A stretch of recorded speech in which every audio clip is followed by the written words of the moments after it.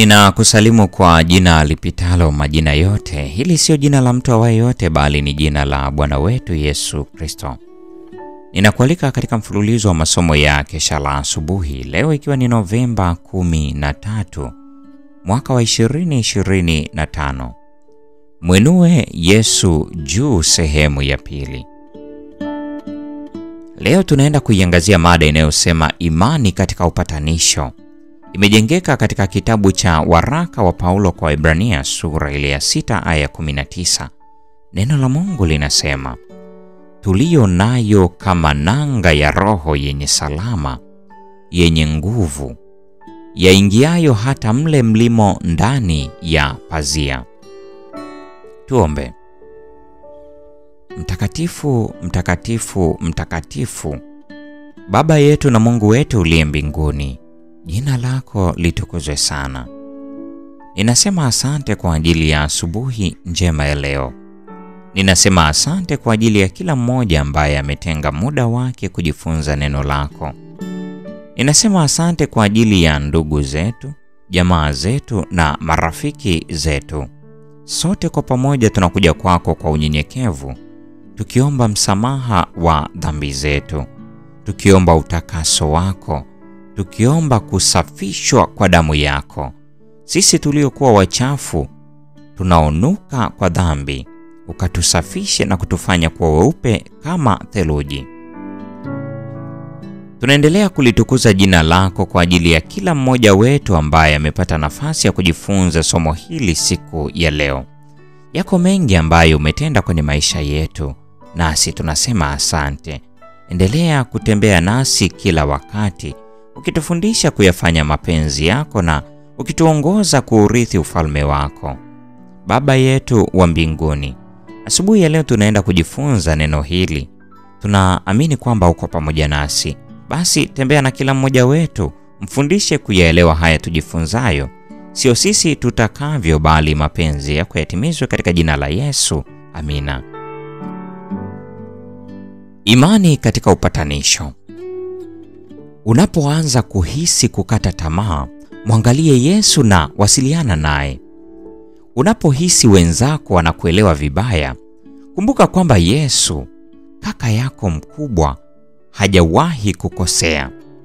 Atahukumu kwa haki. Maneno aliyotamka Kristo katika siku ile kubwa ya sikukuu yalikuwa na maana nzuri sana na nguvu. Alipaza sauti yake akasema, mtu akiona kiu na aje kwangu anywe. Hatupaswi kuletwa kwa Kristo. Ni muda wetu wa kuja kufanya maamuzi yetu wenyewe na kusogea katika kisima cha uzima.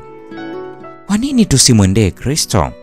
Maana tumaini letu la uzima wa milele lipo ndani yake. Masomo tunayopata kupitia Kristo si hekima inayojirudia mara kwa mara. Yamesheheni mawazo muhimu sana, lakini ni wajibu wetu kutwaa ukweli mtakatifu. Mtume Paulo anatusihi kushika tumaini lililowekwa mbele yetu katika Injili. Kwa imani tunatakiwa kutwaa ahadi za Mungu na kujiandaa kwa baraka tele ambazo zimethibitishwa kupitia Yesu Kristo. Tumaini limewekwa mbele yetu, yaani tumaini la uzima wa milele. Hakuna jambo lolote pungufu ya katika baraka hizi zilizowekwa kwa ajili yetu litakalomridhisha Mwokozi, lakini ni wajibu wetu kushikilia tumaini hili kwa imani katika yeye aliyetuahidi. Tunaweza kutarajia kupata mateso, kwa maana ni wale watakaoshiriki pamoja naye katika mateso yake ndio watakaoshiriki pamoja naye katika utukufu wake. Amekwisha lipia gharama ya msamaha na maisha ya milele kwa ajili ya wadhambi. Roho za wanadamu zinazoangamia, lakini ni wajibu wetu kupokea zawadi hizi kwa imani. Kwa kumwamini yeye, tunalo tumaini hili kama nanga ya roho, kweli na thabiti. Tunatakiwa kuelewa kwamba tunaweza kuitazamia neema ya Mungu kwa ujasiri, si tu katika ulimwengu huu, bali pia katika ulimwengu wa kimbingu, kwani amelipa gharama kama hiyo kwa ajili ya wokovu wetu. Kuamini katika upatanisho na maombezi ya Kristo kutatufanya tuwe imara na tusioyumbishwa katika majaribu yatakayokuja juu yetu na kwenye kanisa lililo vitani.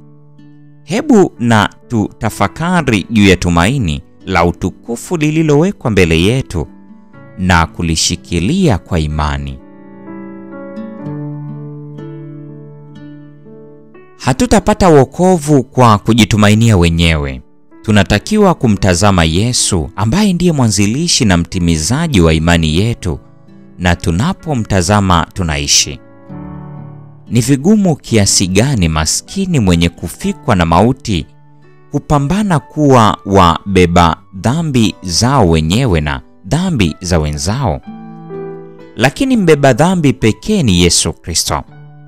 Yeye peke yake ndiye anaweza kuwa mbadala wangu na mbeba dhambi zangu. Mtangulizi wa Kristo alipaza sauti yake akisema, "Tazama, mwana kondoo wa Mungu aichukuaye dhambi ya ulimwengu." Hivyo usijitazame mwenyewe. Himiza tumaini na kujiamini katika Kristo. Tumaini lako usilijenge kwako mwenyewe, bali katika yeye aliyeingia ndani ya pazia. Zungumza kuhusu tumaini lenye baraka na mafunuo ya utukufu wa Bwana wetu Yesu Kristo. The Review and Herald, Juni 9 mwaka wa 1896. Leo ni Novemba 13. Mada ikisema imani katika upatanisho. Na kwa nukta hiyo, mpendwa wa mfuatiliaji wa mfululizo wa masomo haya, ndiyo tunakuwa tumefikia tamati ya tafakari ya somo hili zuri siku ya leo. Ikiwa Bwana atatupatia nafasi, kesho tutajifunza mada isemayo upatanisho, msingi wa amani yetu. Na kwa nukta hiyo, basi ndiyo tumefikia tamati. Neema ya Bwana wetu Yesu Kristo, pendo la Mungu na ushirika wa Roho Mtakatifu dumu kwa pamoja nasi sasa na hata milele. Amina. Ikiwa tumwamini Bwana, mbona tumejawa na mashaka kwamba hili atatenda kwa mahitaji yetu? Ikiwa tumwamini Bwana, mbona tumejawa na mashaka kwamba hili atatenda kwa mahitaji yetu? Hatuna mashaka na Bwana kwa atakayotenda mbele, labda tusahau yale aliyoyatenda nyuma, aliyoyatenda mwanzo.